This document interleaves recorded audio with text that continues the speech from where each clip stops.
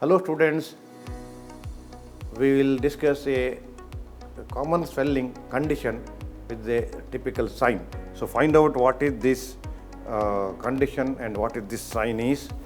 So what is this condition and what is this sign? Look at that, look at this. You can see the eyebrow here. You can see a very typical swelling with the lateral aspect of the eyebrow in the external angular region. And sign, what is this sign? So what is this? Very common swelling, can be kept in the exam, Oxty, Viva, they will have short case may be kept. So we should know these things. This is external angular dermoid occurs in this region, where the external angular possesses a frontal bone. Now which suture line? Frontozygomatic suture line. So external angular dermoid across frontozygomatic suture line. So that is also MCQ question. External angular dermoid meaning also you should know. And just above the eyebrow there.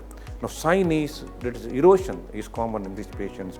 Typical sign is bone erosion, should be checked by pressing over the lateral margin. We can feel the bone erosion. So indenting the border of the swelling. So that is a very typical sign. There is a sign, that's a very typical sign of external angular dermoid or dermoid cyst as such. You know, it's a secretion dermoid, skin is free, mobility restricted, bone erosion is common. So you have to do the, it may extend to the orbital cavity. That's an important thing you have to remember.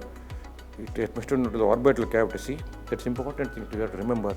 So you have to do a CT head, and excision should be done under general anesthesia. So it is a secretion dermoid. It may extend to the orbital cavity. So don't do it under local anesthesia. CT scan is a must, and excision should be done under general anesthesia. Typical sign.